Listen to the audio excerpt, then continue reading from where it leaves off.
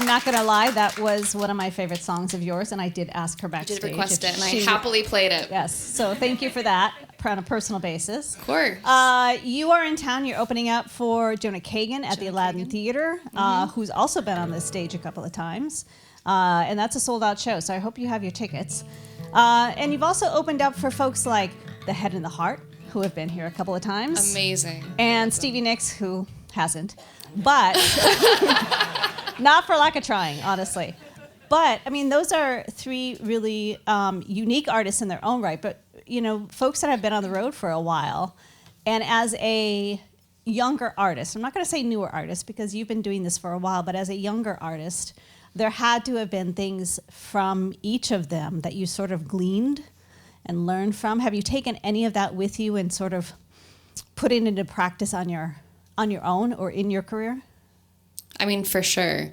First off, touring in itself teaches you a lot because it definitely forces you to keep moving because every day you're in a different city and it's hard. And right now it's just me and my friend Sammy. She's also tour managing me, but she's my friend Sammy. And we're just in the car with the guitars. And I don't know if anyone saw my post from last year when I was on tour with Head and the Heart, but we bought baby ducks on tour. So we're definitely having a really fun experience, and it was really funny actually that this was the Head and the Heart tour, and we passed a Tractor Supply, and we were just gonna get one, and of course we can't just get one; they have to have a friend. So we ended up traveling with ducklings that grow very quickly, by the way. But I've learned so much from touring itself. First off, just you're forced to move forward, and I think that if you experience every day and only focus on the past, then you'll never leave the house. But if you reach every day with nothing but, oh, it's just new and I'm not going to use anything I learned, then you're going to get hit by a car the minute you leave the house. So I think it's this beautiful dichotomy of improving and learning and moving on, and there will be bad shows. I forgot an entire verse of lyrics the other night. But you move on and you improve and you become better and you meet amazing people. You meet people sometimes who aren't so kind and you learn from that, and then you learn how to treat others.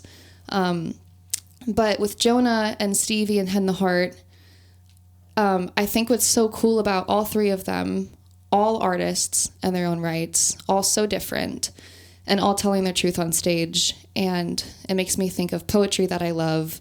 It's not always the most difficult poetry to understand or the biggest words or the coolest wordplay, but it's just someone telling their truth. And I think being on tour with amazing artists who all are from different areas. I know Head and the Heart's from Seattle, and Stevie, pretty sure they had their come up in San Francisco.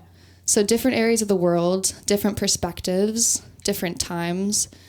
But all great songwriters, and it's just been a huge inspiration to be on tour with people who are kind to their crew, kind to their fans. It's just kind of like seeing a great example. And so, when I go on my headline tour later this fall, hopefully, learning a lot from that. So, Well, you're going out on your headlining tour with a debut album. You've got an EP out, Solstice, that was 2024. Yep. Tell us about the new album. And how much time do you have? I know. But the title track from it is, I was listening to you tell this story to somebody else that you were being interviewed by. I think it was Minnesota Radio. And from Minnesota, for yeah. And I know where you live. I have. Well, I don't mean it that. That was ominous. I don't mean it like that. You can come over and have wine with me right. sometime. Well, I'm from Wisconsin. I've got a sister in Shakopee. Okay. Which is not very far from where you grew up in Webster. Far sister in Minneapolis. So I was like, okay, where's Webster? Because I couldn't quite figure out where that was. Mm-hmm. But no, we're both Midwest gals. Yeah. So I knew it. We get each other. Yeah. Just straightforward, down to earth. I don't even know where I was going with that. But your debut album, that was it. Yes. And the title track from it. We were talking a little bit about this backstage, but. Mm-hmm. You talked about making mistakes. Everyone makes mistakes in their life, in their career. Everybody makes mistakes. Right. Just like everybody poops. That should be a book too. Again, I'm going off on tangents, but you do it in front of people. I think we're both ADD. I love it. I mean, I do it on the air. I do it up here, obviously, in front of people, and you're out in front of people making mistakes. There's one thing to make a mistake and not have a lot of eyes on you, but then when you're doing it in front of everybody, that's even harder to pick yourself back up and keep going. And that's a little bit what this song is of the debut album, right? So the album, haven't announced it yet, so you guys are going to get some early info, but it's called America's Greatest Burnout. And the first track on there is America's Greatest Burnout. And I wrote it during a time, basically the whole album talks about resilience. And I grew up barrel racing, so picking yourself back up from the dirt is nothing new to me. And it's just kind of like the album is about falling off the horse and learning how to ride again. And I think as a young musician, I felt and had so much pressure to make such a big impact. And I think that drove me into the ground. And the pressure to be excellent. And the pressure to be, I mean, as an artist and as a woman, to be girl next door and sexy and brandable, but authentic. And all of these things that it just compounds and drives you into a mental spiral. And so I actually stopped making music for a few years, and I moved back home to Minnesota after kind of chasing my tail in Nashville and Los Angeles. And it was this moment when I, kind of accepted this, what felt like defeat, and fell on my face and was back home on our family farm in Minnesota, and we have horses, and it ended up just being the most beautiful time to start writing the record. And I didn't even know I was writing it, really. I just started writing songs for the joy of it again. And Burn On, as many of you know, was a song that I wrote when I was 16 and one that I found on my mom's computer when I was back home. So it was just this kind of like ability, and I felt no shame starting over and moving back home. I'd had a bartending job before. That didn't scare me. And we have a good friend, Renee, who has a horse rescue called GRG Ranch Rescue. And I started working with blind horses and animals who came from abuse and neglect. And that was sure as hell a way to get grounded and remember what matters and what you're grateful for. So yeah, I think it was moving home, and really because I felt like no one cared anymore. It was actually the most beautiful thing, because the songs I started writing it felt like the same songs I was writing when I was a kid again. And so the record kind of encompasses that story of burnout, and picking yourself back up from the dirt like a true cowgirl. True cowgirl from Minnesota. Yep. Midwestern cowgirl. Exactly. Well, and you talked about resilience sort of being the theme behind the album. And, I was talking about how, because I've got a 19 and 23-year-old, and one of the skills I wanted them to have, one of the muscles I wanted them to have was resilience. Because life is going to knock you down lots of times. And if you can pick yourself back up and find yourself again, I mean, that's the greatest gift you can give yourself. Yeah, I truly think resilience is the most important thing to carry with you. Because you're right. There will be bad shows, You'll forget a whole verse on stage. You'll get your heart broken. You'll experience grief and heartache and all of the things. But I think the ability to take what you've learned with you and arrive to each new day, was still that kind of what I found to be for me the youthful imagination that I had as a kid. This kind of like magical mystique that I was missing, as we call the whimsy. I was missing the whimsy. Just get your whimsy back.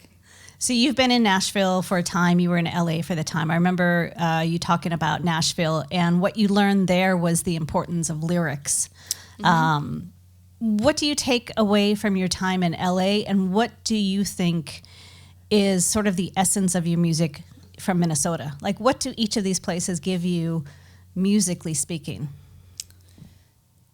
I'm actually really glad that I've experienced the trifecta of growing up in Minnesota, as you know, Bob Dylan, Prince. Like, we have great music, and the art scene is fabulous there. And also being able to, didn't appreciate it at the time as a kid growing up with no TV and on a farm. But coming back to that as an adult, I realized that how that helped shape me as an artist as well. And then going to Nashville and really getting to experience true storytellers and lyricism. And I'd already been writing songs since a young age, but I learned so much about the importance of telling stories in Nashville. And in LA, I learned the importance of growing thick skin. And the importance of staying true to yourself. And LA is like a whole different, set of challenges. And also musically, I think I learned a lot of melody in Los Angeles as a songwriter. I was able to even write in Miami for a little bit. There was this songwriter, Pooh Bear. He used to work with Justin Bieber a lot. And I remember he really taught me like I always put all of my eggs into the lyric basket. And I remember he really taught me a beautiful lesson of how melody is just as soulful. So I think I learned, I got my tools for the toolbox in both cities. And then when I came back to Minnesota, I was kind of able to use them again for my own songwriting. But I love both cities, I can only stay somewhere for a couple weeks. And I don't know if that's just because I love being on tour and I love always traveling or what, but yeah, I think they both taught me a lot. It was funny when you're talking about going to LA and being in a different place, because I moved from Wisconsin to the San Francisco area, and it didn't take me long to realize that was not where I belonged. Yeah. It was not at all. Portland has that kind of Midwest sensibility to me, and that's why I like Portland a lot. Enough about me. One of the things that you have talked about being not pivotal, but an important part of growing up is your mom not having TV in the house. And so you learned to discover music probably at a younger age than you might have. Do you think you would still be on this career trajectory had you had the TV, had you not had all that free time to play around on the piano? That's a great question. I don't think I would be the same artist I am today, but I do think that I felt such a strong gravitational pull to music. My brother got a guitar for Christmas. I think I was 7 and he was 9 or something. And it's funny because he's a serial entrepreneur now. He gets really good at something really fast and then moves on. So he basically became an expert at guitar and was like, I'm over it, next, dirt biking. And I remember the first time I played the guitar, I just felt so drawn to it. And I was playing it wrong completely. And my mom eventually was like, let's get you into some guitar lessons. But I was just so drawn to music and I was so drawn to writing. I wanted to be an author when I was a kid. I've always struggled with anxiety my whole life, as many of us do in this crazy world. But my first grade teacher would trade me candy to read my stories out loud to the class. So that I feel like that also kind of introduced the idea of telling stories to people and kind of watching their reactions and like, oh, this made them feel sad or happy. And I remember the first time, also I really do have to give a lot of credit to my mom, though. The reason for not having TV in our home was my mom was an artist and my dad was in the military. So it was like strict parents, but also, my mom really pushed us to try to, if we were bored, create. And I know that's so much harder now with phones because, trust me, it's just as hard for me as it is for anyone else to not doom scroll. Like if I'm writing a song, I have to make sure I have an hour or two radius that completely away from my phone before I even get into my thought process, because it's just distractions constantly. So, I will say that I'm grateful to not have had the distraction of TV in the house, But I also think it was, growing up on a farm with so much nature and so much quietness around you, and an artistic mother who supported the arts. I feel so grateful because I know that not everyone has that experience who is just as much of an artist. So I'm grateful for that. But I do wonder what kind of music I would be making. I'm not sure.